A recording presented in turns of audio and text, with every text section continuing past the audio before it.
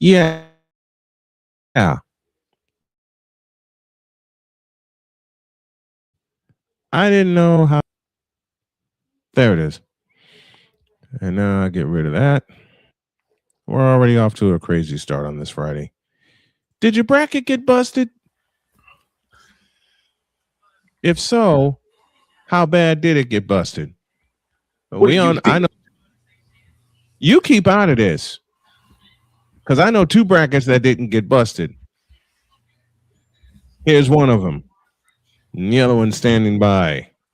Let's go. I can't do it. We'll do it live. Do it live. I'll write it and we'll do it live. Mister, will you please wake up, wake up, wake up, wake up, wake up?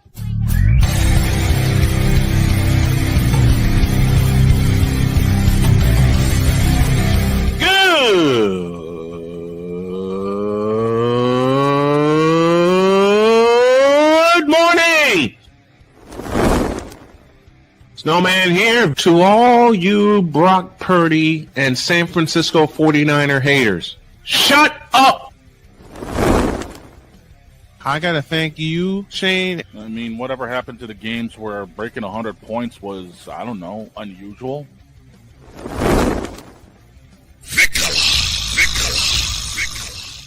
There was one word to sum up the All-Star weekend. Trays. Cause we take this job so serious. Splash Brothers, yes. Ray Allen, replace him with Steve Kerr. Reggie Miller, yeah.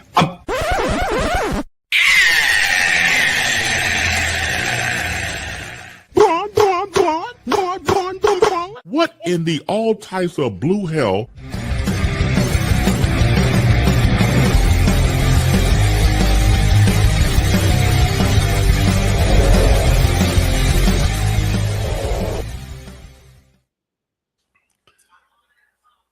It's that time. Good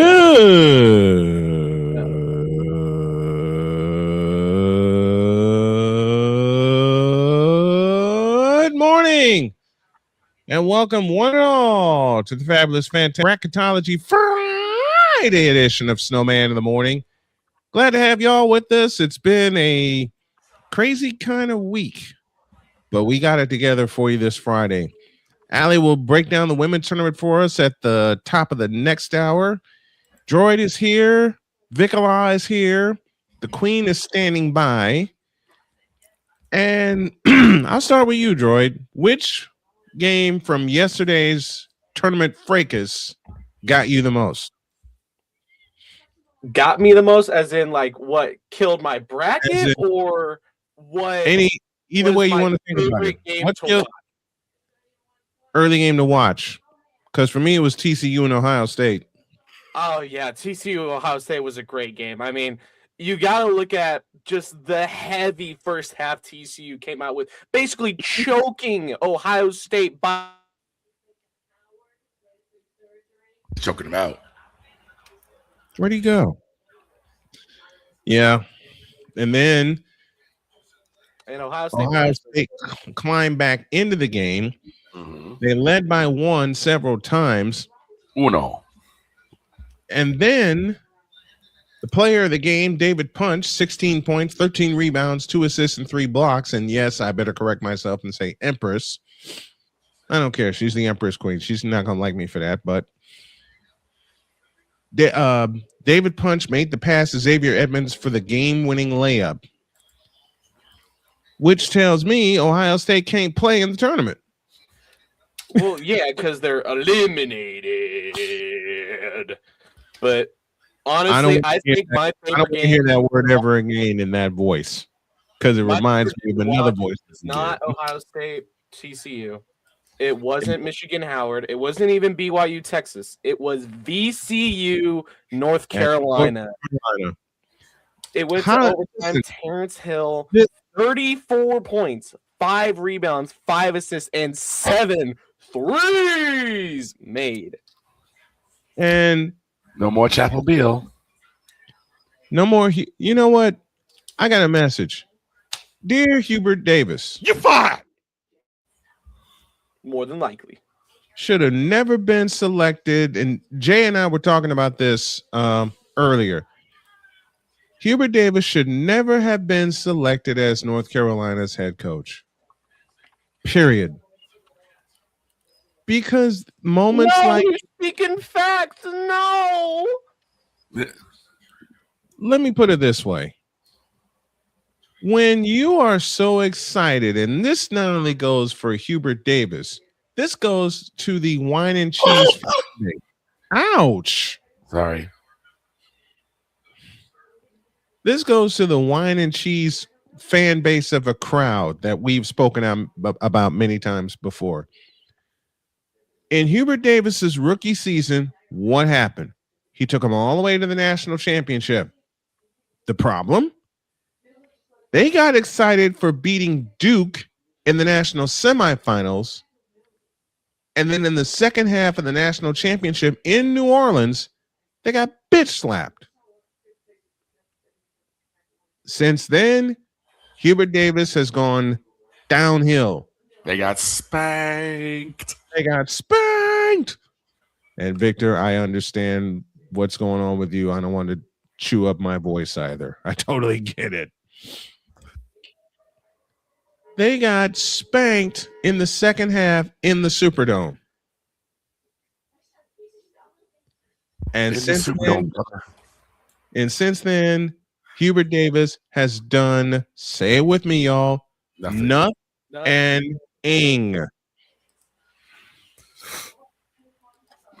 Nothing.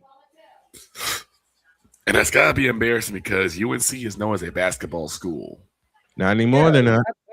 Absolutely. But the thing is, this is what VCU does. They always come into the tournament every couple of years, make an upset, get eliminated in the round of 32, and then leave. That's what they do. They eliminate a favorite for the national championship and then leave without any further questions. Well, we did our job. We're out of here. Now, am I saying for a certain person in the back, Illinois? Yes, absolutely. VCU cannot beat Illinois. Illinois is way more. Ain't no way VCU is beating the sharpshooting Illinois team. And for my friend Dr. Dunbar, I'm glad your Wolverines got the number 1 seed. We will see y'all in the regionals. Maybe, depending on how the brackets play out. Speaking of brackets, there's a young lady who did not do a bracket and yet has a perfect one.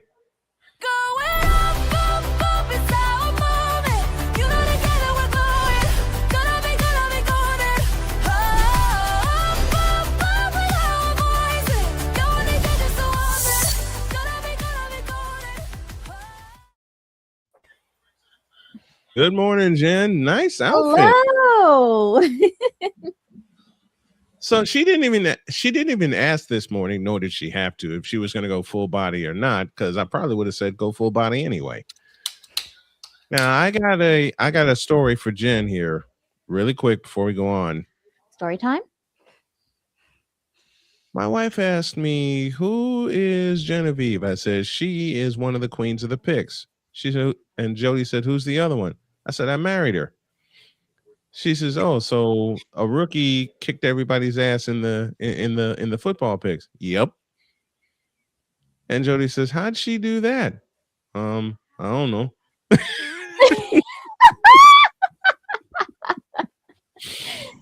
Back to business. Is this, Droid? Let me ask you: is this it for Hubert Davis, or let me phrase it another way? Should this be it for Hubert Davis? Absolutely. I mean, not only in 2022 did you lose to the University of Kansas in the national championship, but also you just got upset in overtime after leading by 18 points to Virginia Commonwealth University. Let me repeat that. Virginia Commonwealth. Excuse me. But see, the thing with VCU, they've been doing this stuff since 2011. Okay, VCU's been coming out of nowhere since 2011 when Shaka Smart was their coach. Matter of fact, I believe it was Butler that went to back-to-back national championship games. But I know VCU made a Final Four appearance. I know for a fact VCU made made a Final Four appearance. I'm foggy on when. I want to say it was 2011, 2010 or 11. I don't know, but here's one of my big things. Their head coach is a second time head coach. He head coached at Bryant for 2 years. Mm-hmm. And now he's over here in VCU with a 28-7 record, beat North Carolina, and about to face the Fighting Illini. So you're telling me you, a storied head coach, one of the most respected head coaches, arguably, get eliminated by a 30-year head coach? Are we serious? Yes. It's just and as a matter of fact, Droid, yes. There's a point where you have to take accountability. It's a matter of two. That's the problem. It's go ahead, Victor. It's a twofold situation. One part is we have to remember any given day, just like any given Sunday, anything can happen. A team that steamrolls everybody can get steamrolled. A team that can't win will win. Look at the Carolina Panthers this past year.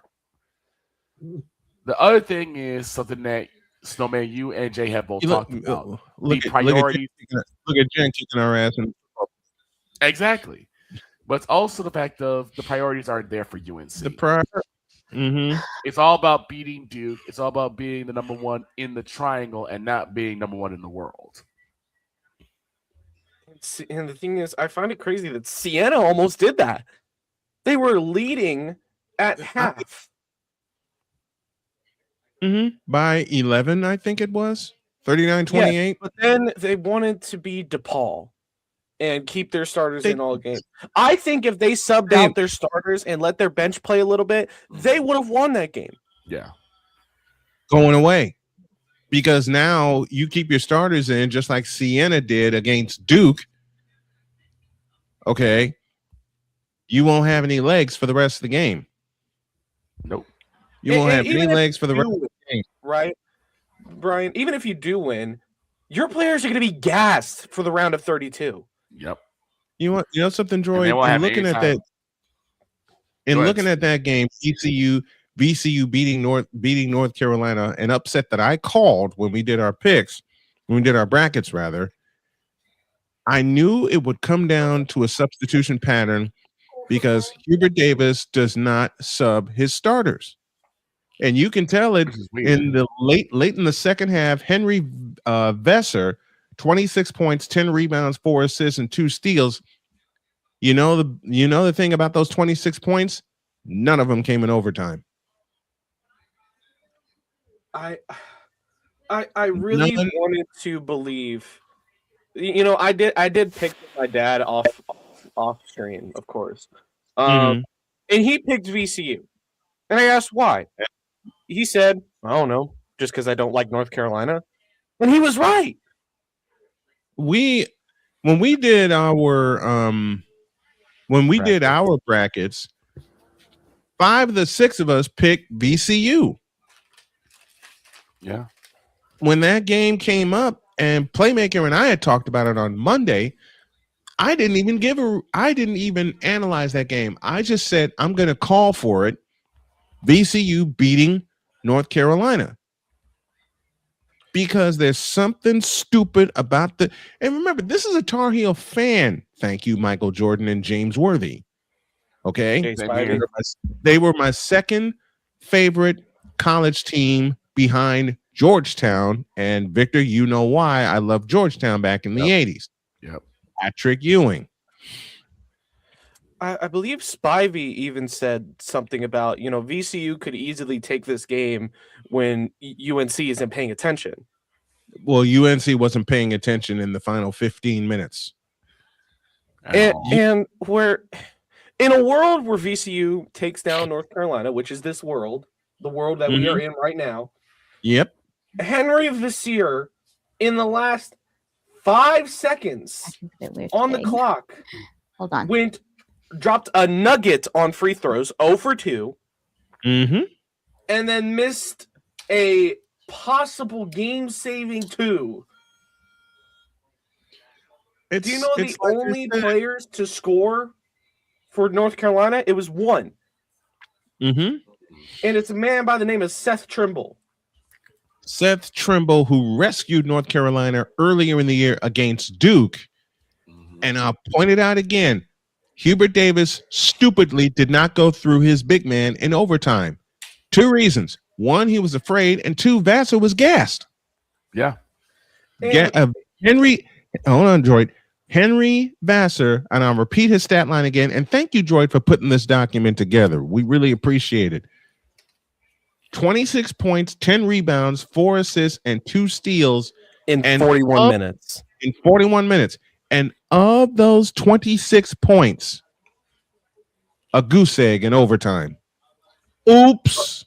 Correction, 42. But still, the numbers are ridiculous. Why do you have Trimble, Vassir, Dixon, Stevenson, Bogovic all playing 30-plus minutes? And who was the only extra guy that got minutes? Powell. He got 20 minutes. Jonathan Powell got 20 minutes, and he only scored a 3. That was a layup and 1. That wasn't even a 3 ball. And stupid reasons like that, stupid patterns like that, I beg your pardon, are the reason I picked North Carolina to beat TCU. I mean, or VCU to beat North Carolina. I beg your pardon. Can't talk this morning. It's like McCarthy. It's like Ryan McCarthy said just a moment ago in the chat. And welcome to all of you in the Fanatics feedback zone. Hubert Davis pulled a Tom Thibodeau. 2011 Bulls. Anybody? Remember, Tom Thibodeau learned afterwards. McCarthy with a good point. You know why I picked VCU? Because you can count on at least one team from the Athletic 10 to win a round of 64 game. And VCU was that team. VCU was that team. Talking to Brian, and he was like, "What do you we talked about Duke Siena. We were like, well, Duke." And I was like, "Well, don't you write off Siena now. They once they get hot, they get hot. Don't write them off." Yeah, I will admit you were right on that one. But Siena played great for 35 minutes. Siena choked out Duke for 35 minutes. Siena had Duke on the ropes for 35 minutes. Problem is, and then Cameron Boozer happened, Caden Boozer happened, and the Duke defense happened. I want to raise the question to the panel. With how Siena played Duke in the first half, could this be a thing that TCU can use against Duke in the round of 32 to possibly eliminate the number 1 seed? If they use their entire bench, they can if they have the horses for it. If they substitute correctly, they can hold down the Boozer brothers. They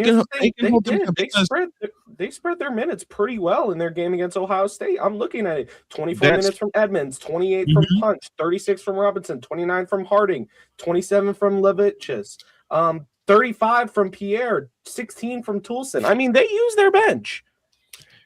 Well, I know someone else who is happy this morning. Very dear friend of mine by the name of Craig Way, who was the longtime voice of the Texas Longhorns, dropped BYU by 8. So an 11 seed who had to play a play-in game got in and then beat a number 6 seed. Another exhibit as to why I do not trust. There's another exhibit as to why I do not trust BYU in anything. Never. Let me tell you why Texas beat BYU. His name is Montes Vocatitis. I cannot say that right. Vocatitis? Is that it? I think it's is because it has the IS at the end. Okay. It's like Merkovic, right. Stojakovic, basically kind of like those Serbian names. But I'll tell you why. It's not only because of Vocatitis. It's also because Debanza was the only one on BYU playing. Debanza, 35 points, 10 rebounds, and an assist. And looking at your notes How here. many minutes he played? Just give me a second. Live And- research, people. I should have put this on the sheet, but I didn't. You're fine. You're what do we He call it? played 39 minutes 39 of the 40 minutes. and had 35 points. He had one of the lower plus minuses besides Kostic, who had 8 plus minus. I don't like that stat plus. I don't like that stat plus minus. They need to get rid of it. I know I'm old. Who's responsible for points? I really does. I know the definition of a plus minus. I've seen the plus minus. I'm just like, as Victor described once upon a time on this program, I am of the now get the hell off of my lawn kind of thing. I think you need the finger you really need to point at BYU is Kenner Davis Jr. Yep. You are. Let's see. So you are a 6'6" forward, and you played 38 minutes in this game, and you telling me you only dropped 9 points? 9? What was that? Victor, 0. What was this? Was it Darren? Was it Darren Williams that Stan was talking about? Yeah. Okay. So he basically pulled a Darren Williams. Yeah. Egg. 0. Oh, she's 0. She's up close now. She's ready for her close up. And then last year, Utah transfer Apologies, the tracking was a little weird, so I think I may have to spend the weekend fixing it. So unfortunately, I'm just upper body for now. But understood. Hand tracking. But we'll take a look at this. We'll finish taking a look at this game, and then we'll go back to a second round matchup that is going to have VCU shaking in their boots as well as they should. Texas moves on to the second round. Matas Vokatitis, 23 points, 16 rebounds, an assist and a block. And this will make Droid happy that I'm bringing this up. This will also make Victor happy. You know where BYU got killed last night? Where? On the boards. In particular. And that was what was like the Sienna strong suit was their ability to rebound. When you look back at the Sienna game, and then you look at BYU, all the rebounds came from Debanza. Yep. And that's it. We'll take a pause here and we'll look at what Illinois did to Poe Penn. And their second round matchup with VCU. And I liken that game. I'll just say this. I'll use a football reference down VCU and Illinois on Saturday. And Victor ain't going to like me for this, but it's going to be hilarious. Back in the deuce. This is Snowman in the Morning. Whether it's news, the largest egg producer finds bird flu in chickens at a Texas plant, weather, devastating tornadoes rip through the heart of the United States, inspiration, a breast cancer survivor completed the journey of chemotherapy, and now begins a future one of matrimony or sports. Michael Jordan is shown on a photo with Diddy. LeBron James has a video extolling the virtues of a Diddy party. This has been yet another beating a dead horse presentation. We got you covered. BS3 Network, in association with Comey Media Incorporated, proudly present The Morning Shift with Cole Johnson. Live every weekday at 8 a.m. Eastern, 7 a.m. Central.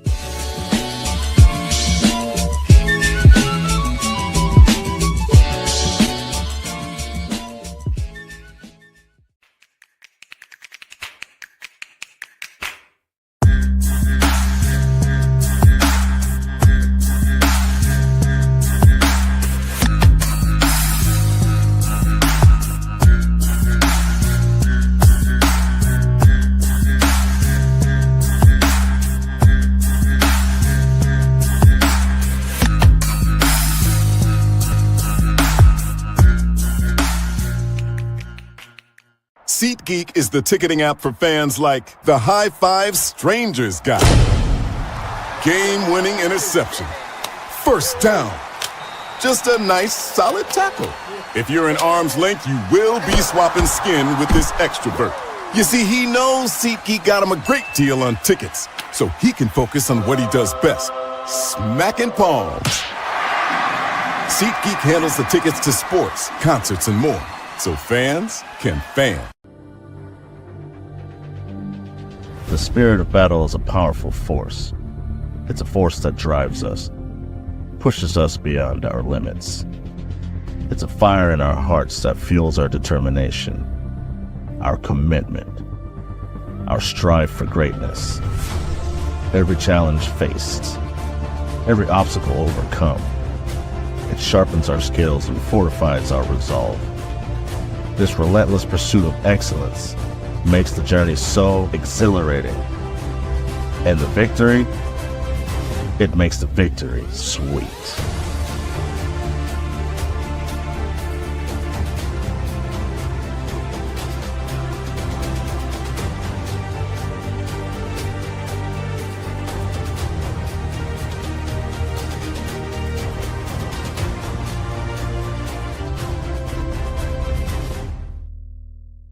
Race car drivers change lanes very fast, but with no outside mirrors. How come they don't crash? Introducing Angel View, the new wide-angle mirror that reduces blind spots. Angel View simply snaps over your car's rear view mirror, giving you a 160-degree view behind you. Just look at the difference.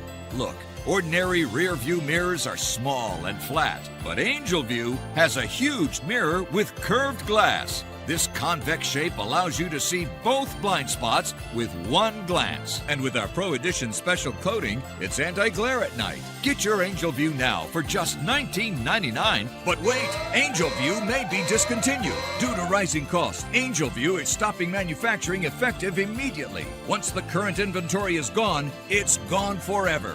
Order now. Call 1-800-495-0761. That's 1-800-495-0761. Or visit getangelview.com. Order now. 'Cause we take this job so serious. What are we doing? What in the all types of blue hell? This is Snowman in the Morning.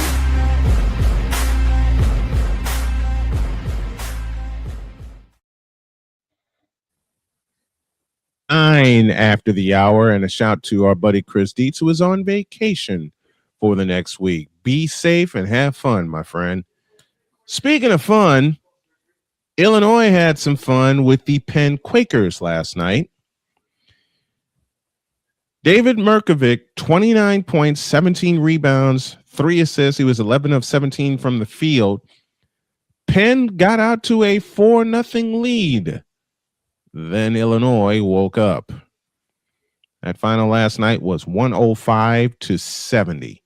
One of, Droid, correct me if I'm wrong, 3 100-point games in yesterday's first round action. It was Illinois, Michigan, and then St. Louis. Yeah, St. Louis. That was if anybody thought that UGA was actually going to come out with the win over St. Louis, you're a joke. No. I'm sorry. Number 1 offense in the country. They showed it. I'm not sorry to UGA fans. This ain't college football anymore. You're not that good. And they haven't been for a long time. And yes, Pizzle, we're actually live for once. And Pizzle has every reason to say it that way, especially given the past 3 weeks. We continue on. Illinois is physical. They can shoot the ball, and they turned a 4-0 deficit into a 40-30 lead. And then the second half hit, and it got worse. It got worse for the Quakers. 15 three-point field goals made for Illinois. Merkovic posted a double-double.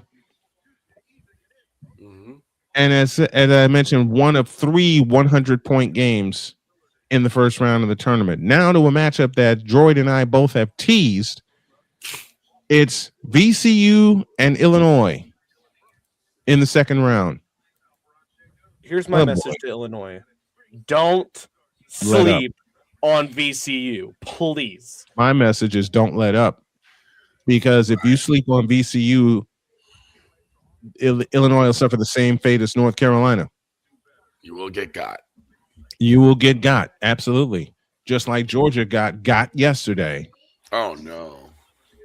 Listen, St. Louis, Amari McCautry for St. Louis had 13 points, 9 rebounds, 3 assists, and 3 steals. And do you know why the stats are so low? Points. They St. Louis hung 102 points on the Bulldogs. So do you know why Amari McCautry's stats are so low? Time. No way. Wow. Is that for real? Hold on, let me verify that. No. Is that real?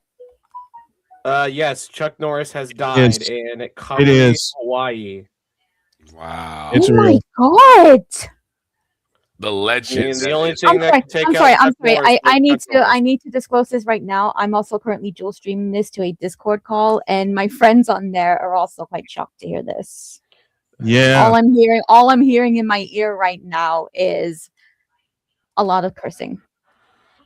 Understood. I mean, we all said the only thing that'll beat Chuck Norris is Chuck Norris, and that was right. Right. Rest in peace. Well, thanks for the laugh, McCarthy. Death is about to have a Chuck Norris experience. Oh man, no. I wouldn't want to see Chuck Norris in a fight. Ever. Man.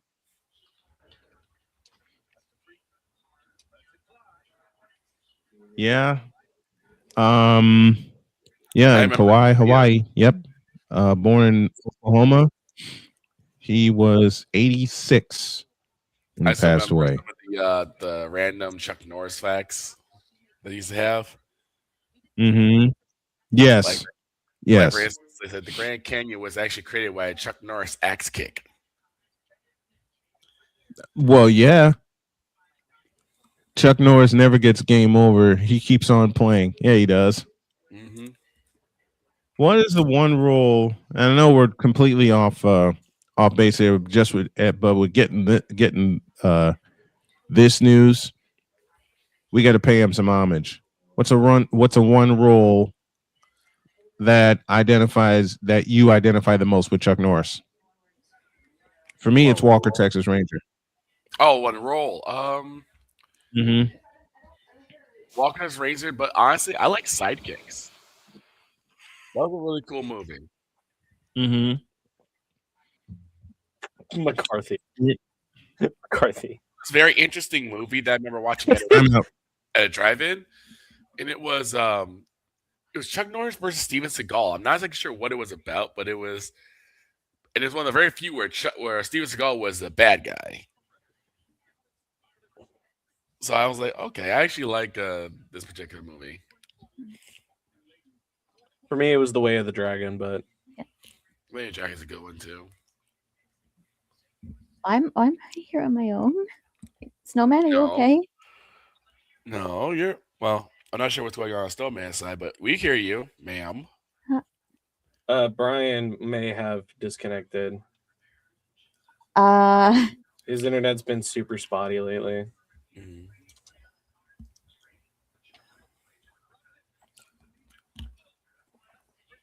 As long as it hasn't been a pet-induced accident.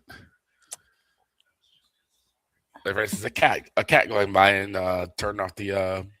I feel like I need to put on my sad expression right now.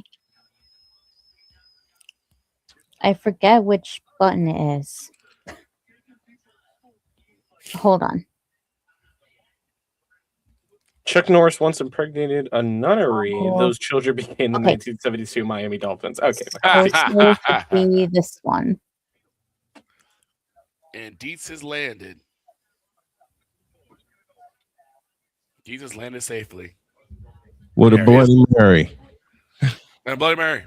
With a Bloody Mary. Pizzle says Walker, Texas Ranger. That's the role that I identify Chuck Norris with the most. He's one of the most hilarious Chuck Norris facts I've ever heard of. What's that?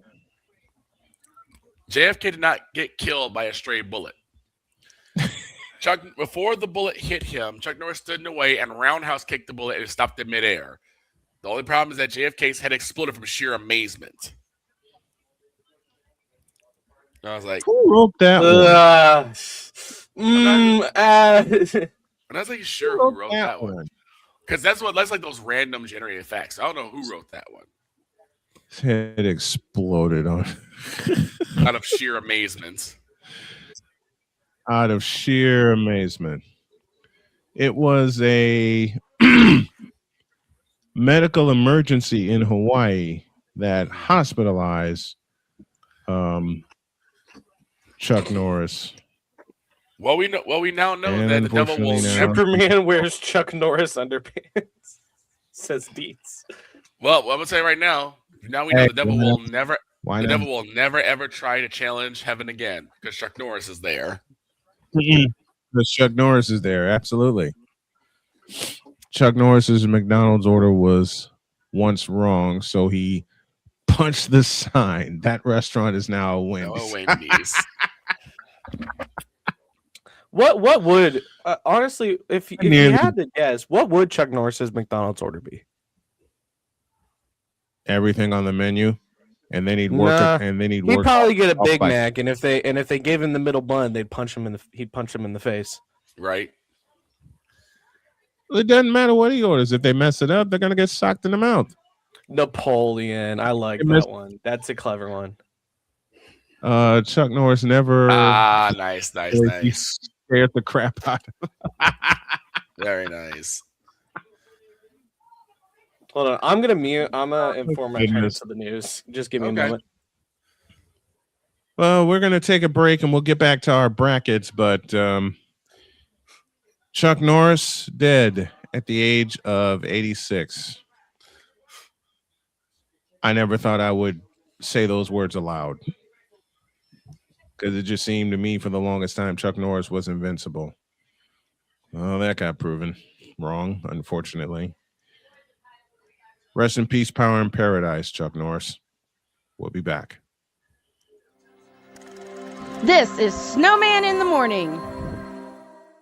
There is a road laid out for me, leading down to boxes everywhere. And this is going to be Addie's room. I am blind, but I need not see.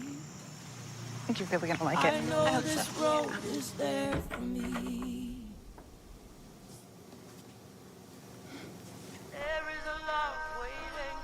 First night here, but Amy seems cool. Ways down by the river. I am blind, but I need not see. I know this love is there for me. Nice and slow. If I got I'm this. free, take me down to the river Nice. and watch me. Okay. What do you think?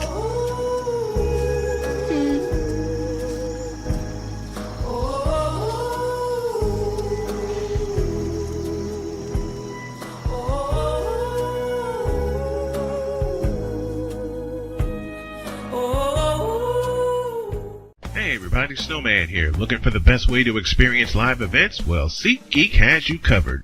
With just a few taps on your phone, you can find the best seats for concerts, sports, theater, and more. Don't miss out on unforgettable moments. Download the SeatGeek app today and get ready for an experience like no other. Each ticket is vetted for authenticity and ranked on a 1 to 10 scale. And right now, if you sign up and use the code Snowman, you will get $20 off of your first purchase. That's only through the power of SeatGeek, where fans can fan.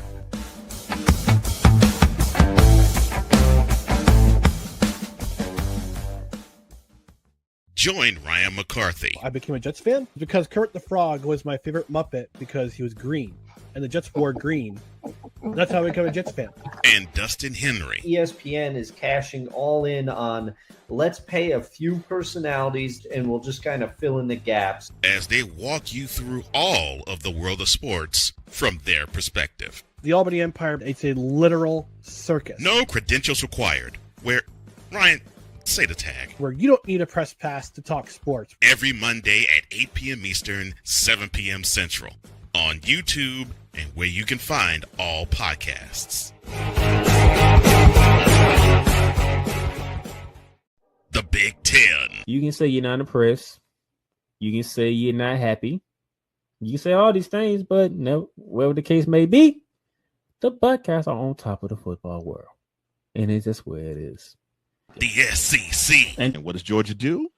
Well, as a team that has a championship pedigree would do, they came out full guns blazing, just like a tested SEC team would do. And Big 12. That team right there that is ranked 15 that put up 45 points. Yes, sir. They were picked dead last at the beginning of the season. The ACC. Start with the biggest name first. Chapel Bill now. It's no longer called Chapel Hill. It's called Chapel Bill because Bill Belichick is now the head coach of the North Carolina Tar Heels. The CLP rankings, do away with that. Right. Do away with it. Bring down the gridiron on the Playmakers Blog Network YouTube channel and where you can find podcasts. Because we take this job so serious. And Father O'Shaughnessy need to go to hell. That's what he needs. What did Father O'Shaughnessy do? I quit. We're done here. I'm done. We're out of here. What in the all types of blue hell? This is Snowman in the Morning.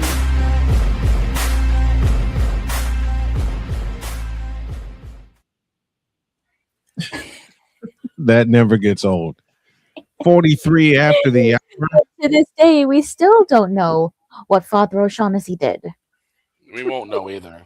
We won't. We Only won't. Scorpion knows. Just only Playmaker knows, and he won't tell us. It's Playmaker. He never will. He keeps everything a secret, doesn't he? No. Not There used to be everything. a time where he even kept his own face a secret. Yeah. Then he became an associate and one of the best friends of the show, and that all changed. Also, one of my friends says whenever we say Playmaker, he thinks of something from Yu-Gi-Oh. Oh, Jesus. 43 after the hour. Top of the hour will give us not only our ID, but a scoreboard update. And yes, I'm bringing that back.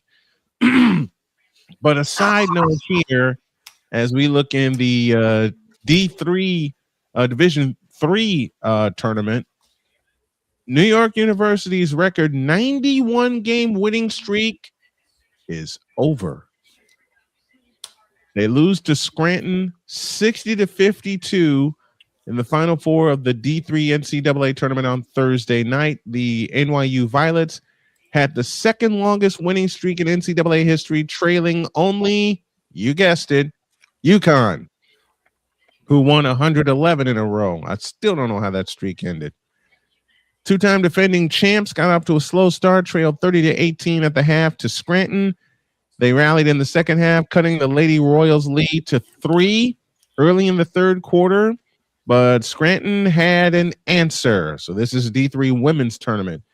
Down 13 in the fourth, NYU got to within 56-52 with 46 seconds left, and those would be the last points they scored.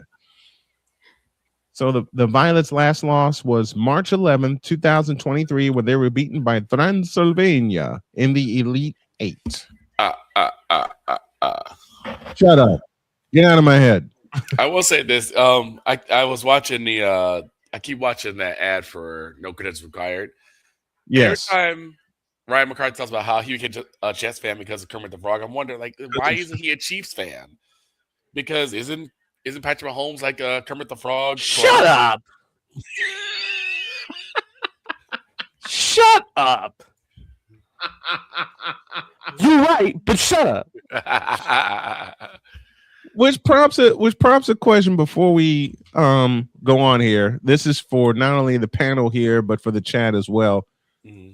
Who or what made you a fan of the team that you love the most? 88.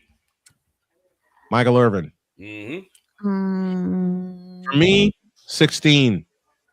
Yep. Mr. Mond. I think in general, I think the here, give me this camera. Right thing to say would be here, give me this camera. Take it. Shane, the greatest quarterback, wore 16, not 12. And in fact, Mr. Brady still to this day pays homage to number 16. So take all of that. Oh, and Ace Ventura. That is a good one, Bizzle. That's a good one, Bizzle. Oh, and McCarthy says, "Enjoy Justin Fields, droid." Shut up. I don't want to be reminded that Justin Fields is a Kansas City Chief. You know what? I would. Oh hell! Does he see the field at all this year? Week one, maybe. Week one, possibly week two, just in case they want to give Patrick like an extra week. But because for me, it was my grandfather. But in terms of players, Jamal Charles, easily. Jamal Charles. Okay. This proves how old I am because my favorite Chiefs running back is Christian Okoye. I still know about the Nigerian Nightmare. You know what we need to do? We have to. Shut up, Deets. Oh my. You know, once you get back from vacation, I am slamming you into the ground, sir. Hey! If you two are gonna have a fight, at least let us commentate it. And of course, Deeds comes in with. I'll sell tickets. It'll be pay-per-view. and Deeds comes in with a new droid with the steel chair about to pounce on and I'll use more than it'll be stainless steel. Wow. What a mercy. Deeds is all season just to piss off. Okay. I'll dive down this rabbit hole. I don't want to dive down this rabbit hole because I know George's going to yell in my ear via text message for the rest of the day, but I'll dive down this rabbit hole. What if he does play all season? Well, they're number one in the draft. He went quiet. First overall pick, 0-17. Yep. There will be a Subway sandwich called the Justin Fields special if that happens. Shut up. There'll be a Whataburger combo. Okay. McCarthy says, yes, Kermit the Frog was the gateway, but the player who made me a Jets fan, Richard Todd. I remember Richard Todd. Richard Todd, the fellow who threw 3 interceptions to A.J. Dewey in a muddy Orange Bowl in the 82 AFC Championship game. I don't know how I remembered that. We got to give Jen a team to root for. And it ain't going to be the Cowboys. No. It's going to be England. England. For every World Cup tournament, it's be England. You know what I'm rooting for them in the World Cup this year. Huh? You know what I could you know what I could do to help enhance Also, just to address someone in my Discord chat. Yes, I know we haven't won for 60 years, but you know what? If the men can't do it, then you know what? Next year, the women absolutely will. I think Dietz just answered my question. Broncos. Why? Umas. I see that. Uma musume. Yeah, you know what? He's got a point. I think that's it. I think she just got her team. I'll give you another reason. Does this mean I have to come in my vodka cosplay every time we talk about football? Maybe. Damn it. You know why? Wait. You also know, you want another reason why Jen should root for the Broncos? We're just suggesting it. You know why she should also? Because the Broncos are the reason she had to cosplay as vodka the following Monday after the playoff. That's true. You know what? No, I quit. I'm done. If y'all don't remember, I did the play-by-play call of that playoff game with the Broncos and the Buffalo Bills, and as long as the Bills were leading, Jen was happy. But then Jen opened her whole mouth and said, if the Broncos came back, give me this. Let me do this the right way. Because Jen opened her whole mouth and said, quote, if the Broncos come back and win, On Monday's show, I will cosplay as vodka. And you did. Close quote. Well, son of a gun, if the Broncos didn't do just that. The Broncos led 20-10 at the half, but it was the third quarter where Jen made her statement after the Bills came all the way back and took the lead. And then the walk-off field goal happened in overtime. Broncos win 33-30, and Jen said a lot of bad words after I signed off the air. Her fault.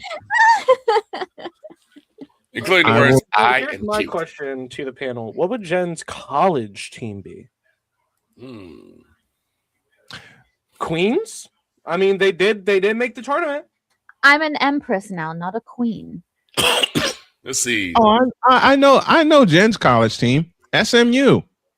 The Why? Mustangs. Mustangs. Same reason. Umas. Why must everything be related to Uma Musume with me? You know what? Because we love basketball the fact that royalty. Yep. Because we love the fact that you introduced Uma Musume to us and to this show. I'll just put the operative word in there. Pretty soon I'm gonna have to You know what? An Uma empress Musume needs an anime. army.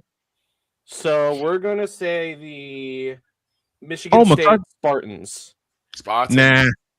Nah. McCarthy said I was going to say the Oh Wyoming my Cowboys. god, Pete. Yes, we haven't had that in a while. I wonder if that button still exists.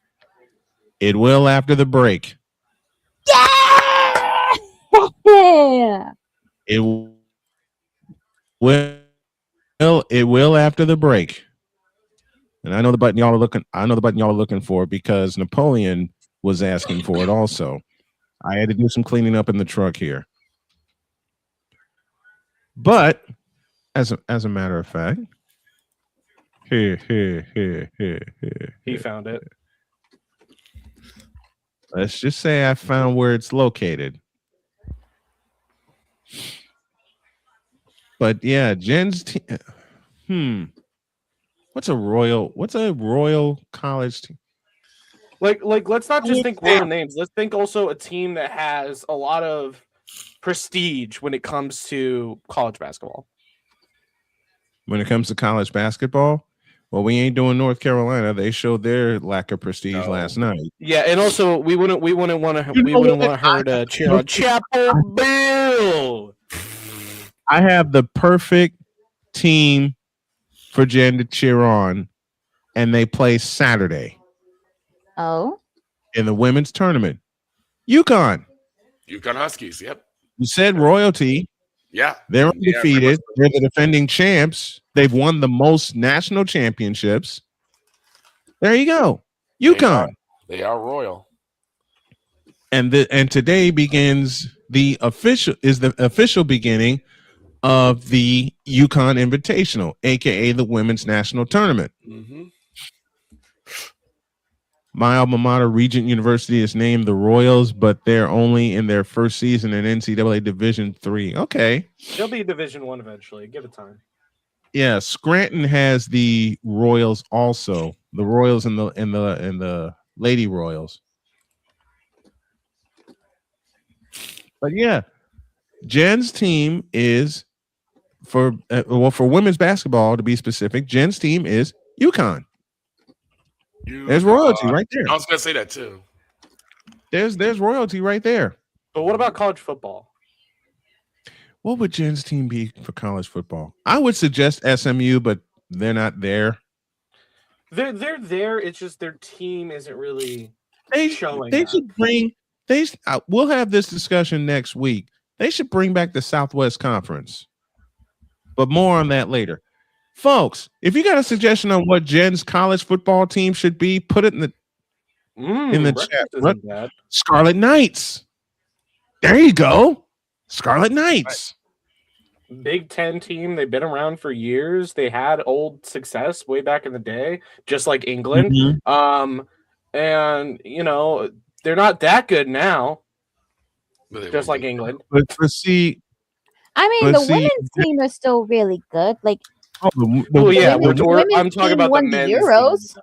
the women's team won the Euros back to back, and we were like second place in the World Cup.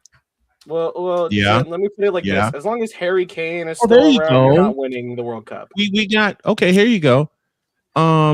Deet says Rutgers is the birthplace of college football, which it is, and Ryan has a suggestion: the Army Golden Knights. Is that because I'm gonna be golden? Yep. You're always golden. And you're an empress too, so you need knights. How about her? Hey, hockey let team? me make my references to the song. Come on. That's why we're helping you. We're making the same references. We're making the same references. And by the way, Jen, I am redoing your station ID because I just found 2 new gems. I'm going to add to it. Oh no! So is Bogo's Benton Caleb Williams going or? Oh, it's staying. It's staying. I'm scared. Oh, Bogo's big. Poor Listen, Caleb Williams. I'm scared. I gotta do one for Deb. Oh my God. I have to do an Look, ID. All I have to say is for the Deb. Deb ID, you are required to include Caleb Williams. Shut your mouth. Oh, that's gonna be probably the ending. You of are required to include that, good sir. Oh, that's the front and the back of it. Well, you know The what's first funny? part's the There's front. There's one that I think you need to find for Deb. It was a game we were doing. It was for picks, and just hearing teams, he just said, "Ew." I just don't know who the team Alabama, because they need more famous fan than Stephen A. Says these. I wouldn't wish. No, I'm gonna shut that down, Deets. No, I wouldn't want Jen to be an Alabama fan, especially since A, I'm married to a Hoosier fan, and B, Indiana stomped a mud hole in their ass. But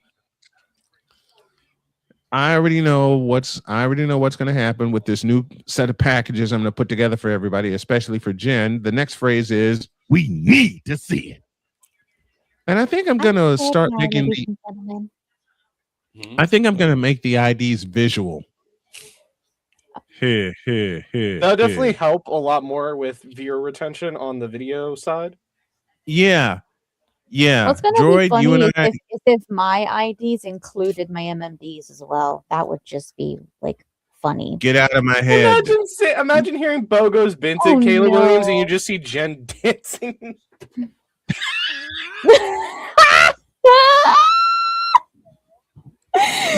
Stop that idea right now. Now Write that down. We need to see it. We need to see it.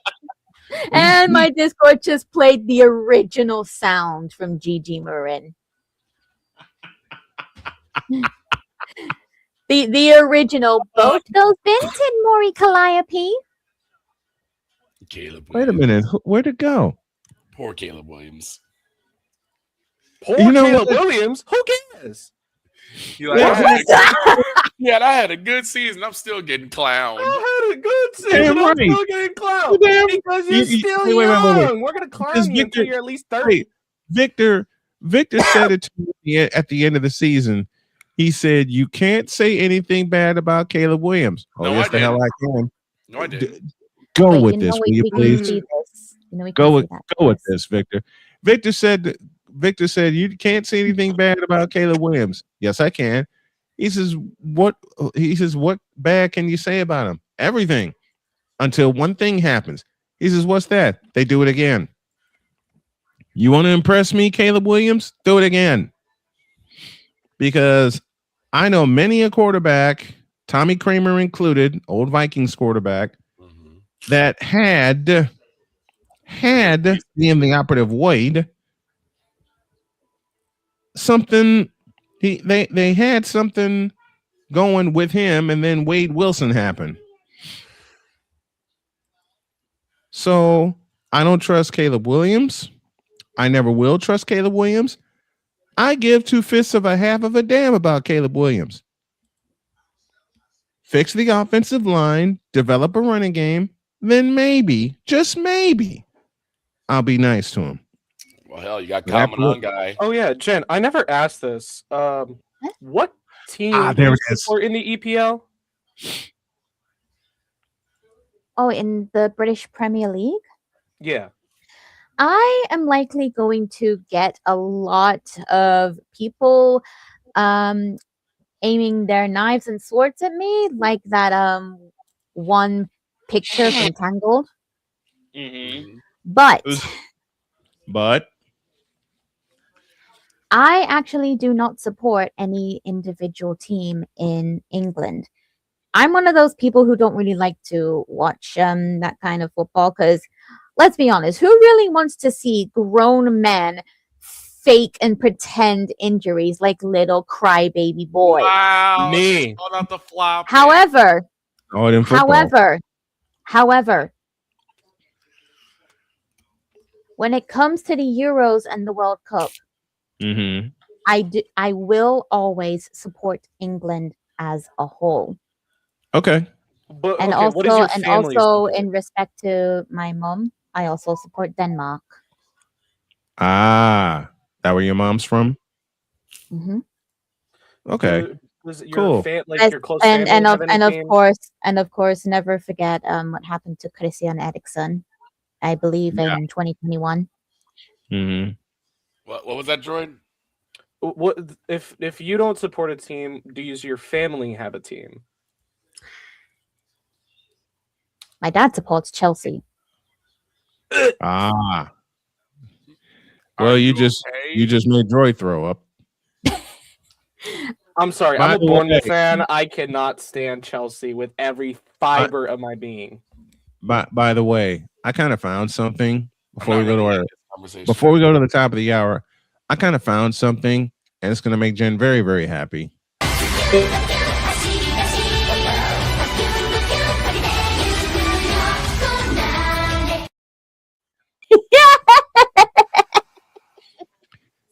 Now, I have a request.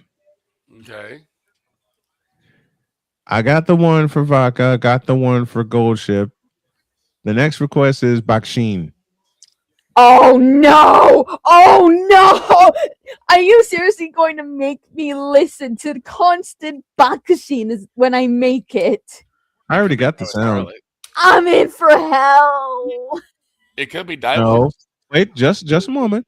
You're not in for hell yet till I say this. Ball goes Benton, Caleb Wait, Williams. Okay, is you there should- air? and also to my Discord, moment. shut the hell up singing that song. Just a moment. Just a moment. You're not in hell yet till I play this Ball goes Benton, Caleb Williams. or this It's really the end. No.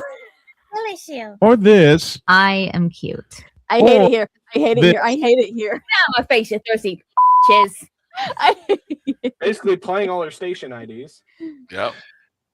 Oh, I got more. I hate it I got here. more. I have a full. Andreas, 60 Ryan, shut up. I got a full. I can put a full 60-second ID together with just Jen's voice, No, please no. especially, folks. Especially when I pull a sound from the divisional playoff when the Broncos won.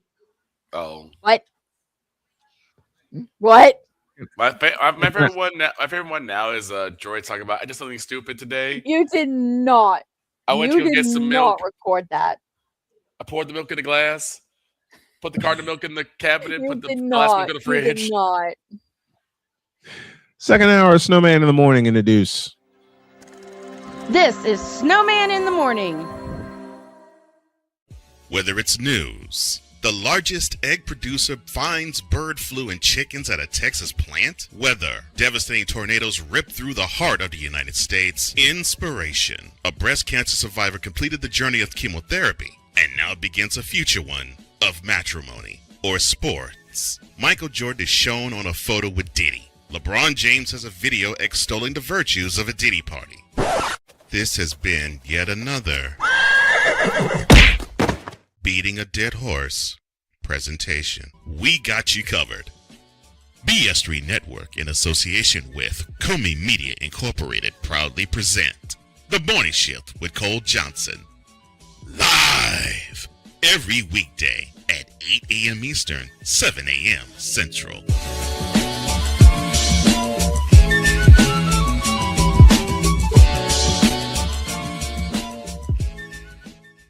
SeatGeek is the ticketing app for fans like the High Five Strangers guy. Game-winning interception. First down. Just a nice, solid tackle. If you're in arm's length, you will be swapping skin with this extrovert. You see, he knows SeatGeek got him a great deal on tickets, so he can focus on what he does best, smacking palms. SeatGeek handles the tickets to sports, concerts, and more, so fans can fan.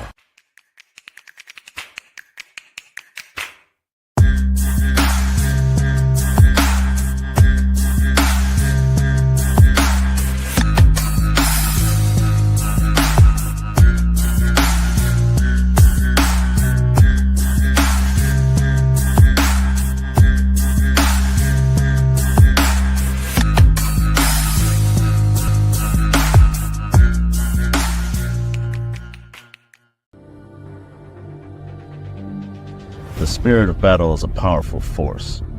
It's a force that drives us, pushes us beyond our limits. It's a fire in our hearts that fuels our determination, our commitment, our strive for greatness. Every challenge faced, every obstacle overcome, it sharpens our skills and fortifies our resolve. This relentless pursuit of excellence makes the journey so exhilarating. And the victory, it makes the victory sweet.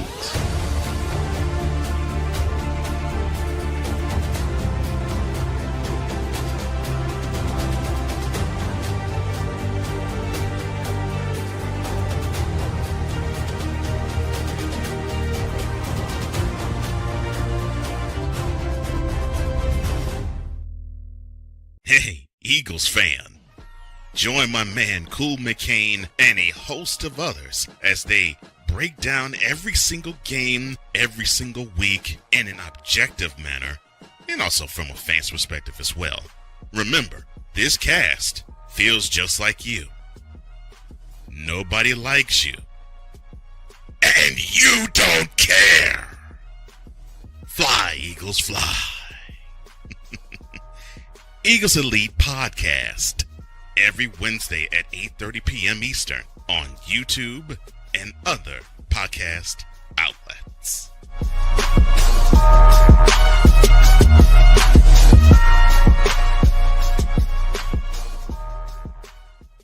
Cause we take this job so serious. Get me the out of here, please. Hey! There it is. Damn it! What in the all types of blue hell? This is Snowman in the Morning.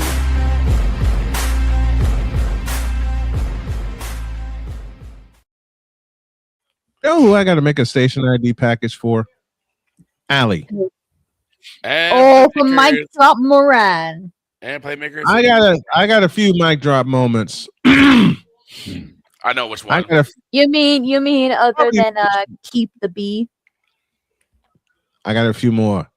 Speaking of an ID, we owe you one. This is Snowman in the Morning at 11:10 a.m. Broadcasting live in your region, across our nation, and around the world, this is Snowman Multimedia. We need to see it. Put somebody in the middle of the field. It's really, in the end, basically a skill issue. Jesus Christ. Well, that game sucked. You fool! I'm on Alarm Island. What the is that? Give me them cocks! Now get out my face, you thirsty bitches. Now get out of my face, you thirsty bitches. Now get out of my face, you thirsty bitches. Now get the hell out of my face, you thirsty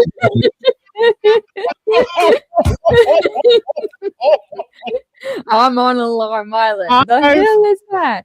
Give me that cocks. I totally forgot I put that. I totally forgot I put that one together because I did it at 2 a.m. off of the. But yeah, and yes, I included Pizzle in that package. I think it just fit. Go ahead. Speaking of the YouTube, go to hell. That's what he needs. Hold on, Droid. You have something to say? Go ahead. The thing is, McCoffey needs to remind himself, if he's a Crystal Palace fan, you got one of the best chants now in the EPL. Samina mina waka waka try again. Who gives up? We won the FA Cup. Like the best chant. By far. But Best we chant, got games today.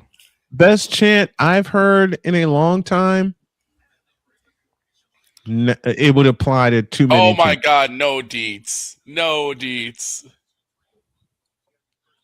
Uncle No, hell no. Somebody's waiting for trying to kill us. Mr. Coffee. You're trying to kill He's Mr. trying to kill. Coffee. He's trying to kill me, and I don't live in Chicago anymore. Yeah, but it's my hometown. living. Go ahead. Somebody's waiting for us. Jesus Christ. Is it Mike?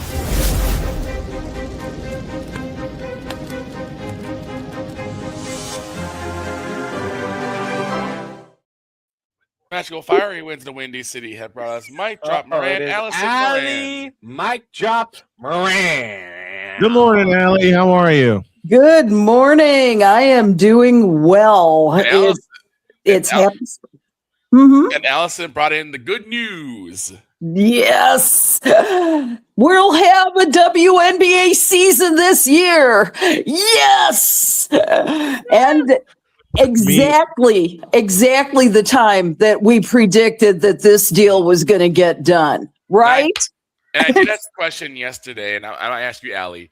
Sure. Does it, with all of the crazy that happened just to get to this, could there be a small drop in viewership because of the shining off the apple, because of just how long this took? Or are people just gonna be like, you know what, it's done, we getting into it, let's get the WNBA on the roll again? I think that this is just rolling along, mostly because the players are excited about this deal. And they have every reason to be excited about it. For those who haven't heard yet, the collective bargaining agreement ties player pay to league revenue, which is going to boost their salary cap to $7 million and raising average salaries to about $600,000. They get the share of the merchandise. They get the share of so much that they've been angling for these, something, it feels like 500 months, but it's. You know what, Allie? I talked about this earlier in the week, and it's the exact timeline you and I predicted, because the original moratorium was 30 days, and Allie and I are thinking, nah. They'll extend it, and they'll keep. No bleeping way. Ain't no bleeping way. There's no bleeping way. They're going to settle this. If they were going to settle this in 30 days, there was just. We have covered this league for many, many moons. We have seen this happen before. 2020. Anybody? All right. Even before that, 2000. Anybody? When the league was about to go bankrupt. 2000, because they expanded too fast. They expanded too fast. And you could see this train wreck coming from a mile away. And the many times they were going to push the extension. Allie's original prediction here was 30, 60, 90. I said, to hell with that. It's going to go 30, 60, and then 90. Then it's going to go to 120, and it's going to go to 150. What happened? 157 days after the original moratorium was announced, they have a handshake deal. So it worked to our anyway. It's a very interesting question. He said, now that the deal is prospectively done, basically. The next question is, does this save Kathy's job? Does this save Kathy's job? I'll answer that for you. I will answer that question for you like this. Dear Kathy Engelberg, you're fired. Nobody answers for me on women's sports questions, Snowman. Just to let you know. Speaking of women's sports, I wanted to ask about the PW. Quick, before we get into of course, the women's college basketball, which kicks off today. Yes. The PWHL, the season's starting to wrap up because we're getting into basketball season, end of college basketball season, start of whatever other season. I think women's soccer is starting back up too. NWS gets going. Yep. March 22nd. the Victoire and the Yes. Fleet are the 22nd? two favorites Mhm. to win That's my brother's championship. birthday. Who do you think really has the better opportunity to win a championship? Is it Megan Keller, gold medalist, winning Boston Fleet, Frost. or Mhm. is it the Montreal Victoire? You know, I'm going to make the bold prediction that Montreal has not seen a championship for quite some time, and I do believe they will be the victoire of this game this time. And I'm looking forward to that. Interestingly enough, March 25th, the Takeover Tour is repeating at Allstate Arena, and this time I'm also predicting a sellout there because I was just gonna. Are they gonna open the whole arena because they did it in December and unfortunately only 7,000 were there because Right. of December weather happened in Chicago. And the other thing was that it was the week before Christmas, and you know, you've got kids scattering to every end of the earth. You know, it was not proper timing, and I think that this time around it's going to be a much better representation for the Chicago area, and hopefully it will also bring a chance for our own PWHL team, which would be crazy not to have it here.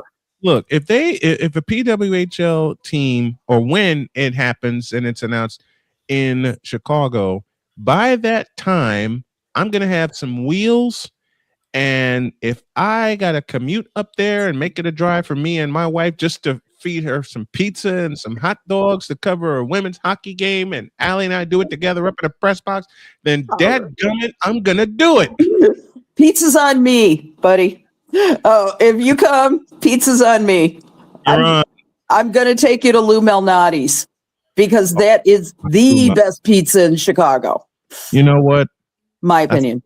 That's a lie, because I got 4 favorites and I can't put one over the other because Allie, you've known me for a long time. I love deep dish pizza. Yeah. I absolutely adore deep dish pizza. Before we go on, a shout to Victor Wembanyama. His game winner has put the Spurs back in the playoffs. All right. Welcome back, Spurs. I've missed you. I think we all have. Not me. I'm a Rockets fan. Screw the Spurs. Shut up. He is. Oh wow. He can say that jokingly, and I know he's a Rockets fan, but he's been complaining that Kevin Durant's been getting too many minutes, and the Rockets made a crucial mistake, and Droid pointed this out at the deadline. They didn't get a point guard. And that's when the Spurs met De'Aaron Fox. Don't worry. We're gonna put some bandage wrap over Fred VanVleet's leg and throw him in. And once the playoffs get around. You know, a season I'm looking forward to besides the WNBA, and I know I'm going to be busy, so I'll get out there. The NWSL is going to be crazy. Yes. I'm looking forward to the Women's Baseball League also. That begins in That is going to be so exciting. I cannot wait. I can't wait for it either. I feel like we've been asking for this for like too long. It's been a long time waiting. I've been asking for this since I saw ESPN air an exhibition game featuring women's baseball. And right after I watched that game, I said they need to make this a reality. Well, this August it becomes a reality. Whoa. Snowman. Yes, sir. No one talks about it. Don't I talk baseball? Wait a minute. Wait. Let me do this right in the form of an old intro that the great Cole Johnson put together for me. And I'll explain if I find the clip I'm looking for, I just found it. And an old opening that Cole did for us featured this exchange. Well, no one talks about baseball. Are you for real? Yeah. Allie, yeah. Another station. The of the station specifically Yes. to him, do not talk about baseball because no one talks about baseball. No. Which is a lie. Sorry. told him. I told Big this. guy, I am a life. Famous words. Who told this lie? Say again, Allie. Exactly. I am a lifelong Cubs fan. I know. Their home opener is a week from today, I believe, and I am so psyched for it. I'm looking forward to I the plan baseball to go to the Royals season. home opener too. I'm Yeah. psyched for my debut of Wednesday Night Baseball. Yes. On this channel, and we're gonna be doing a lot of baseball coverage. Oh, I'm So looking forward to another kind of debut of yours later this year, Snowman. what's that? You should know what it is. We've been discussing it off the air, remember? I've been asleep since then. Is it And the show you'll between have you to and remind- Laz? Now think about it. Think about it. What am I? Okay.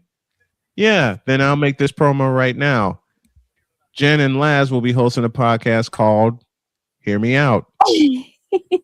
And I'm producing the darn thing, which means there's going to be sound effects all over the place. But Hey, don't forget, Laz and I would also like produce a perms too, just in case you're not around. I think it's about time we dip our toes into the big tournament. Dipping our toes, nothing. As long as it's the women's tournament. Yep, I'm It jumping is. in. We already covered the men's tournament. Dave. I'm jumping in feet first by saying this sentence. Who's going to stop UConn? It's UConn versus In the UConn it's UConn versus the world, as Chris Deeds has correctly said all week. They're playing It's the PvE. UConn. It's the UConn Invitational. I don't disagree with that, You know what? Brian. Not at all. I'm just trying to think if anybody's going to be able to stop UConn. I love Texas and what they've done. Madison Booker and Rory Harmon, the super sophomore Madison Booker. You gotta Watch it. Vanderbilt's going to go on a miracle run somehow. They always find and a way. they're gonna run smack dab into UConn's pressure. And they are going to die. That's I would love to You see said how that so far- many. They are going to die.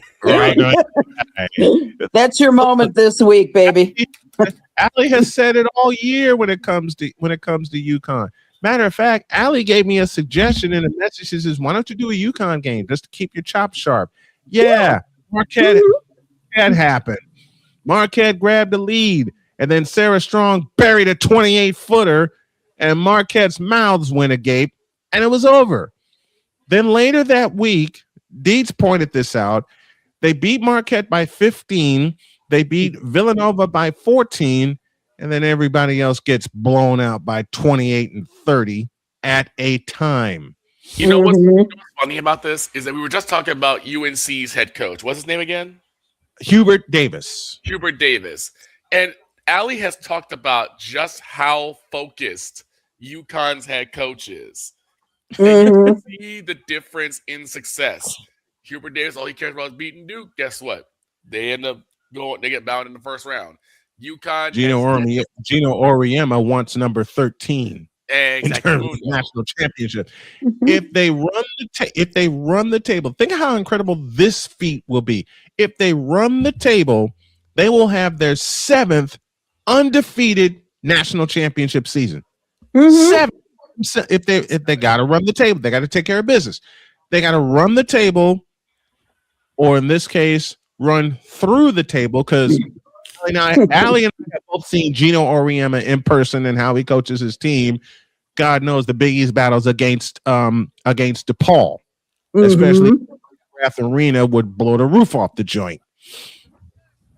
Exactly. 7 defeated national championship seasons. There are 6 combined after Gino Auriemma. I know Baylor has one. Texas had one in 1986.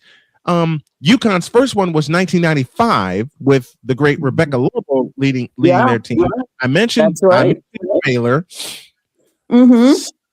They have 6 undefeated national champions. Matter of fact, I saw a stat, and someone please fact check me on this. There are a total of 12 undefeated national championships in women's basketball, and UConn is half of them. Yep. I've got one word, though, for you in this tournament. Do you know what? Let's fear the Jackrabbits of South Dakota State. Dakota State. Yeah. Brooklyn Meyer. Brooklyn Meyer. Do not forget that name. They're going to be a surprise in this tournament. They're going to take out somebody. Look, South Dakota State has always, in terms of women's basketball, and we have all talked about who would be that one team that could be on the precipice. It's South Dakota State. They've been so close so many years. Brooklyn Meyer may take them over the top more than once. There's another young lady who I'm excited to watch perform in this tournament, and her name is Michaela Blakes. Yes. And Vanderbilt Commodores. Yes. You know, Coach Shea Ralph, my gosh, it was, I'll tell you, the thing that they're going to need to make up is their 89-78 debacle to Ole Miss in the SEC tournament. And I know Shea Ralph got ejected during that game, which is a real rarity. I thought only Kim Mulkey did enough damage to get ejected, but they're Kim Mulkey we've all seen Kim Mulkey melt down at Baylor and at LSU in leopard skin. Absolutely. It's great. And here's the thing. I expect Vandy to at least hit the Elite Eight. I would be very surprised if they didn't hit the Elite Eight. It would surprise me if they didn't reach the Elite Eight. And if Bracket serves me correctly, they'd run into you know who. They would. If Vandy hits the Elite Eight, like a certain team we know that's going to hit the Elite Eight, Vandy would be what did Droid say a moment ago? Vandy would go on a miracle run, and then they run right into the strong wall. Yep. And I got nothing against Vanderbilt because I did a game earlier with Vanderbilt when they blew out Texas. Yep. In Nashville. I remember that game. They beat the hell out of Texas. They held Madison Booker to 13 points in that game. Yep. So Vanderbilt can indeed go on that miraculous run. They can indeed go on that miraculous run. But there's a clash of the Titans are coming, and it's going to be UConn and Vanderbilt. Right. And Vanderbilt's going to run it, and Vanderbilt's going to run into a brick wall. they might run into a brick wall. The thing is, in that kind of matchup, I would think that Vandy would give UConn a real scare for their money. I think that will be an incredible matchup if it happens. And that's the great thing about this tournament. Gino is, as I've said quite often, is the last person who thinks that UConn is going to go all the way. He has never had that mentality. Last year, when they were a number 3 seed, he just said the girls will be ready for the NCAAs. Yeah. So they were a surprise. Say that again, They were honey. number 3 seed and they blew everybody. Yes. They were a number 3 seed and they blew everybody to smithereens. That's this right. This time they're a number 1 seed, and the fear for the folks watching, they're going to blow everybody to smithereens again. Yeah. And That's Sarah Strong is likely. just sophomore. And Sarah Strong is just a sophomore. Let me say that you're going to have two of the best sophomores that could make it all the way to Phoenix. Sarah Strong from UConn, Madison Booker from Texas. Let's talk about Ozzie Fudd. Let's not forget Ozzie. Fudd, the leader. Yeah. It's AZ, the not leader of Ozzie. the leader of the My pack. Yeah. You got to love both of them together. The leader. They're the best. You look like you're going to say something. There's so Snowman. many interchangeable parts. Yeah. There's so many. I'm having lag here, so bear with me, folks. I'm getting everything reset. There are so many interchangeable parts with this UConn team. Yeah. And that's not the scariest part of it. Yeah. The scariest part is what could happen to a team, say, when Tennessee tied UConn at the half. And then they came out for the second half. You blink and you lose by 30. That's about right. That is Where have we about seen that? right. Where have we seen that? But if there's a surprise besides South Dakota State, if there's a surprise team that you could look at, say pulling not one but maybe two upsets aside of South Dakota State, who is that team? Villanova. Okay. Villanova. Yes. Jasmine Basco. They're a number 10 seed. Let's put it this way. Some good things come from Canada.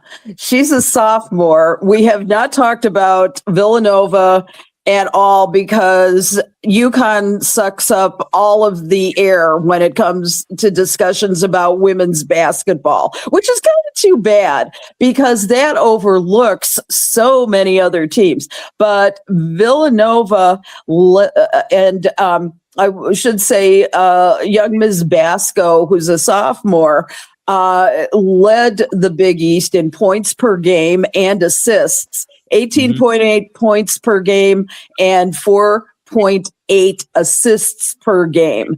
They had some fairly nice wins over James Madison and West Virginia, and they're taking on Texas Tech. So I think they could make it out of at least the first weekend. I think so. Yeah, I think they could definitely come out with a good run.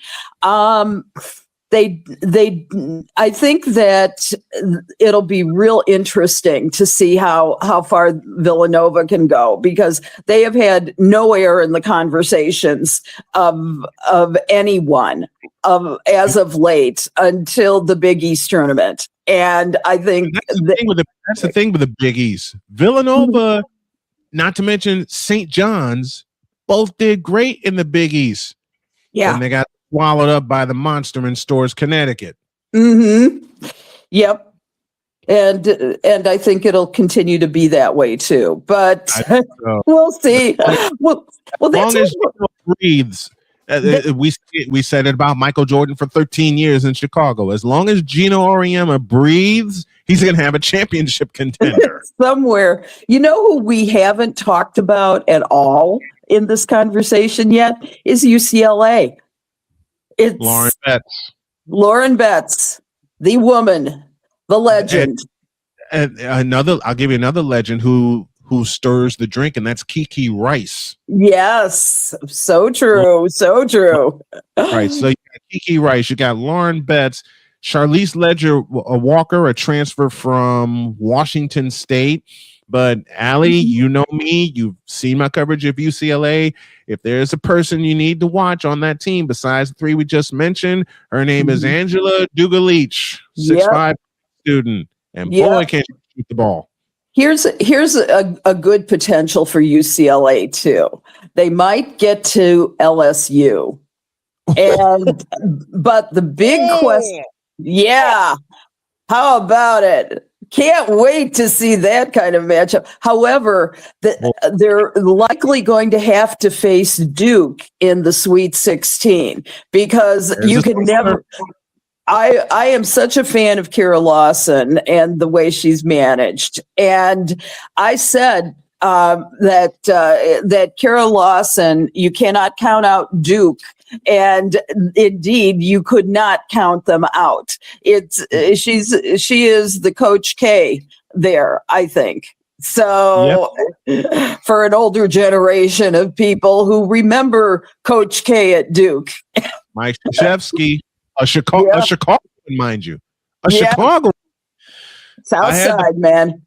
I had the pleasure of meeting Coach K when I covered Hales Franciscan for a few games, especially when they played in the Catholic League. If it was a big Catholic game, Coach K was there, Roy Williams was there, Tom Izzo was there. So you had all the deans, you had the deans of all the coaches there, scouting players. Duke is a sleeper team because they're back-to-back ACC champions.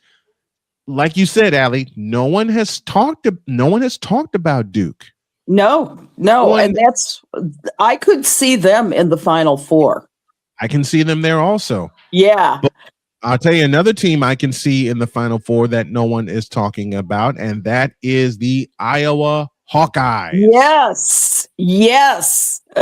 Now, without Caitlin Clark anymore for the last 2 seasons, I mean, they really didn't miss that much of a beat in continuing to have a really quality matchup. And I'm really surprised about that. Usually teams with their one superstar, they tend to fall off the map after the superstar leaves.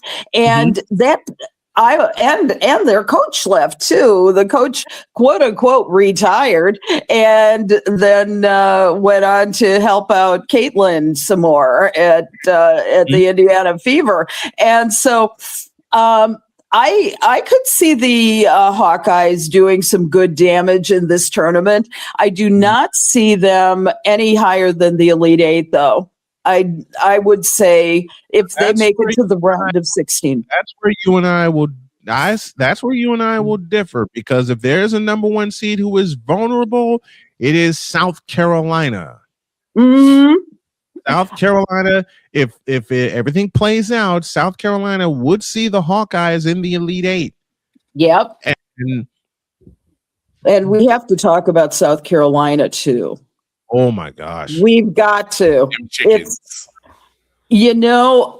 Dawn Staley comes in with a rather large chip on her shoulder. Yep. And the number 1 seed that I don't think anybody thought they deserved.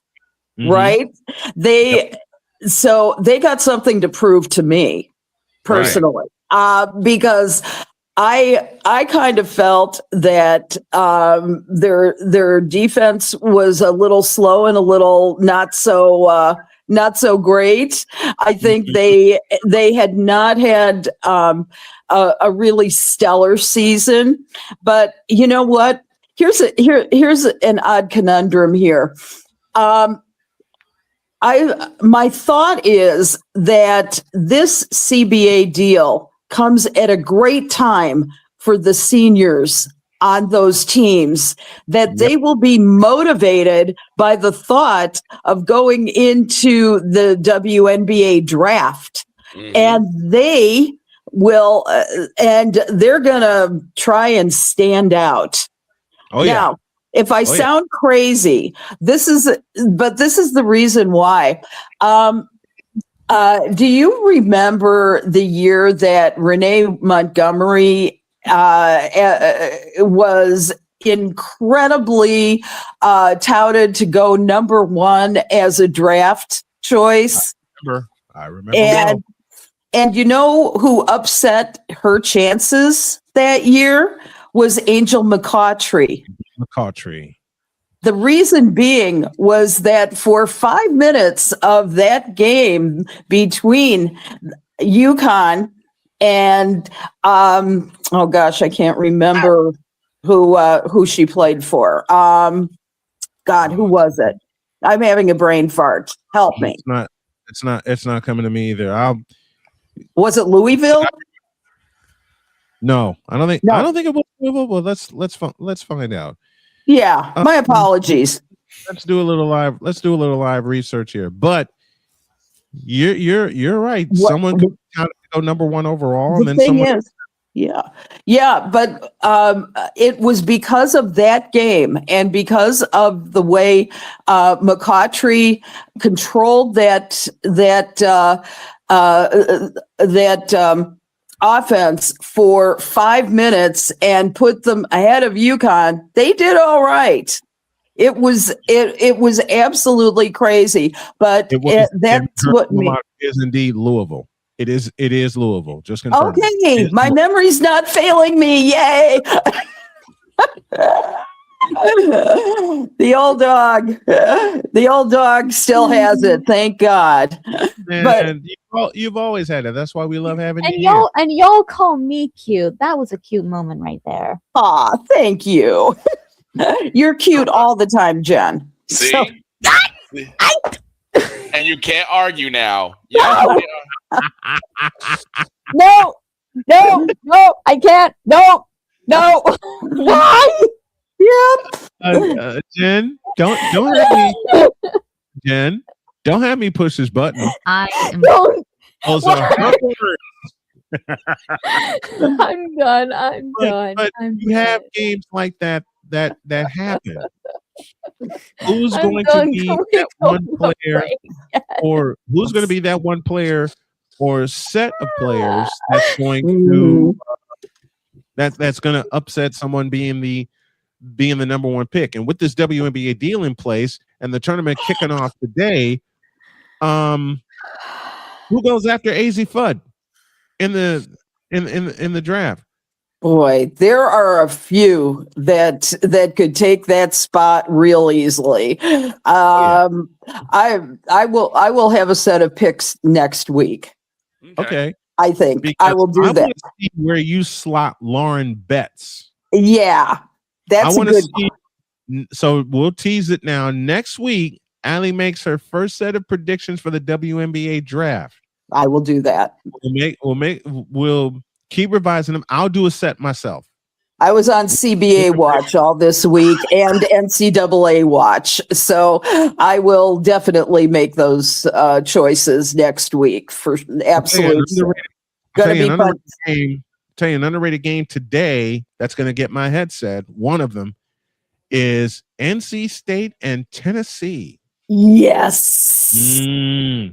Could this be it for Kim Caldwell? Because we're talking about a Tennessee team. We're talking about a Tennessee team that lost 7 in a row to close the season. 7 losses. You know, I considered Tennessee to be, gosh, we're lucky to be here. You know, this was a mercy pick if there ever was one. And, you know, I feel bad for Tennessee, the What's Great squad. By the way, there is a new documentary premiering about Pat Summitt next week. And I'm looking forward to seeing that. You know, her legend looms so large over Tennessee. And, you know, it's almost not fair to the coaches that went after her because none of them have had the time or the talent to actually build a squad that has anywhere near the quality of champions like Candace Parker. You know, I mean, so many of the previous teams that have gone on to, you know, to the WNBA and made it legendary there. I mean, it's not fair to the current squad. It isn't. It's sad, but I'm going to suggest that they're out after the first weekend. I think so. I think North Carolina pulls North Carolina State pulls the trigger on this upset. Yeah, I mean that's another legendary team. With the late and great Kay Yao. Who had him so many years. My heart. It's Kay Yao, Pat Summitt. We mentioned Gino Auriemma already. The legendary battles between Pat Summitt and Gino Auriemma. It was when Pat was coaching Tennessee. It just came down to a foregone conclusion that we would see Tennessee play UConn somewhere in the tournament, and more often than 9 times out of 10, it was in the Final Four. Yeah. Where is that matchup now? Who is the coach that takes them down now? It could be Corey Close from UCLA. Mm-hmm. She's in her 15th year with UCLA. UCLA could see UConn. Dawn Staley once again could see UConn, but I think Dawn Staley may have a few nightmares after what happened last year in Tampa. They've got something to prove. Let's put it that way. They've got a big something to prove, and I think they're going to take out all their frustrations on their teams leading up to that. And I could definitely see them as a Final Four. I cannot imagine that Staley's team does not make the Final Four this year. Here's a team that you need to watch, and that is Michigan. Why? Yes. 2 words. Olivia Olson. Yes. Back half of this year, Olson has been spectacular. Yeah. In a game against Ohio State that I covered, 31 points, including 7 in overtime. I love that. Where did Olivia Olson come from? And she's a freshman. Can I just say that they might run into the juggernaut that is Texas, our Longhorns, and your favorite player of all time, Madison Booker. One of And my favorites.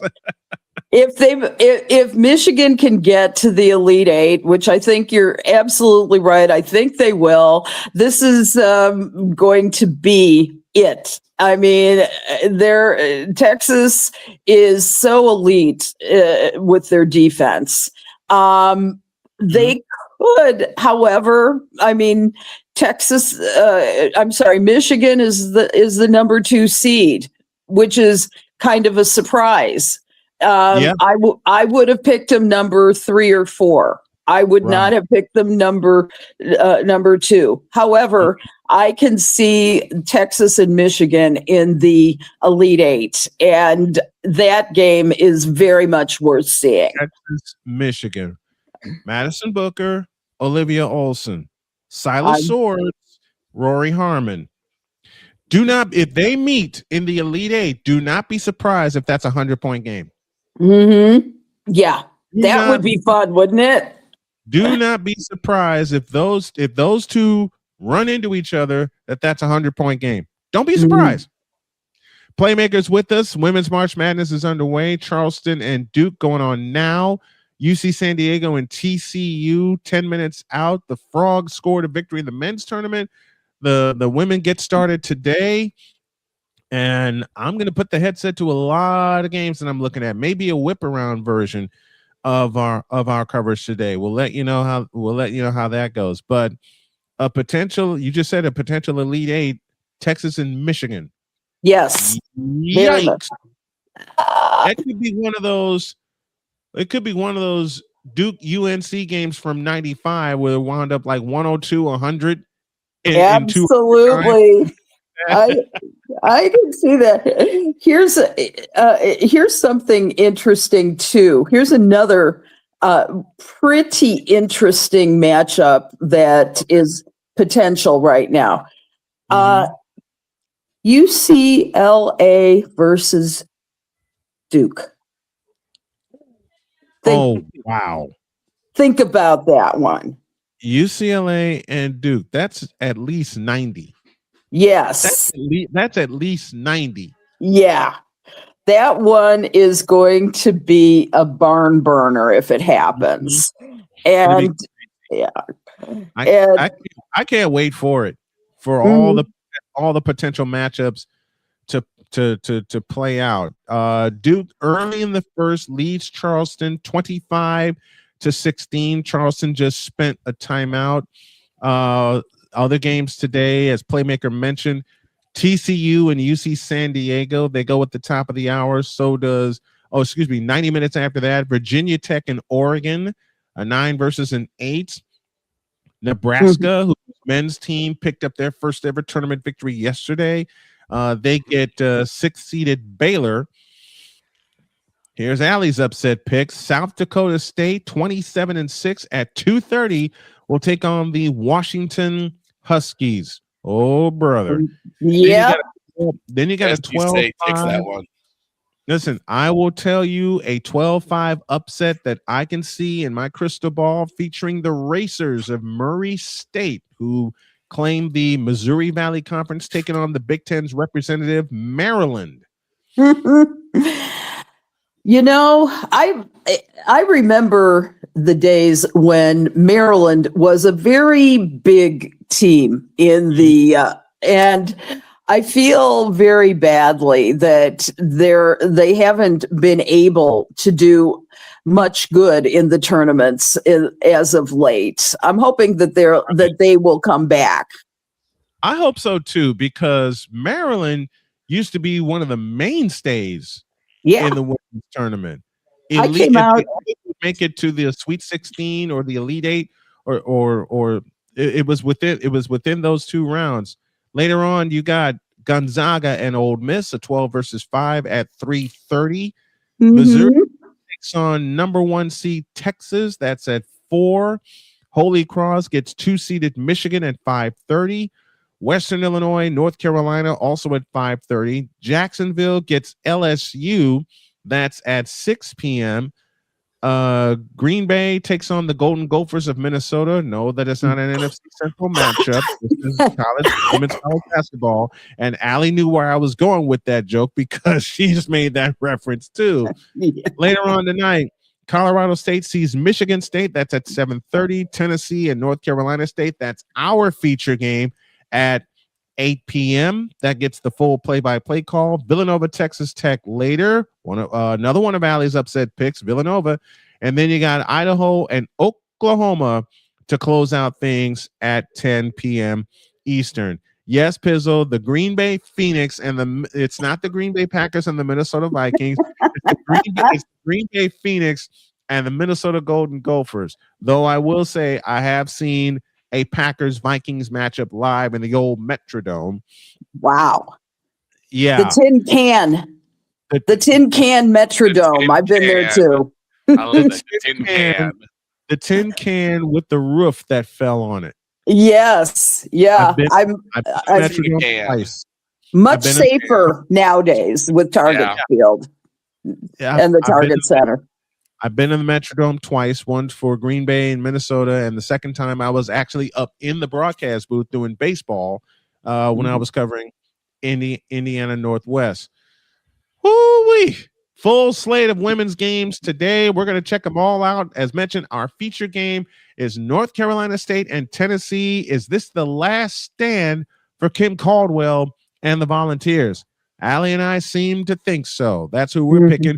Who are you guys picking? And we're out of time. Allison Moran with us as she is every single week. Thank you very much, my dear. I'm looking forward to WNBA coverage with you. We're going to hit up a couple of games.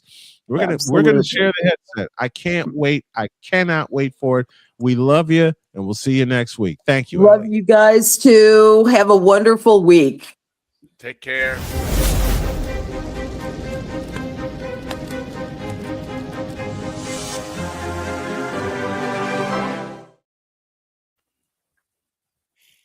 I can't wait for the day when we do say adios to Chapel Bill. Have a great weekend. God bless. Remember to make your next move your best move. And always remember, if your dreams don't scare you, they are simply not big enough. Dream big, do bigger. We are, and we hope y'all are too. Enjoy the games, everybody. We'll be on at 2 o'clock with our coverage of NCAA women's tournament. So long, everybody.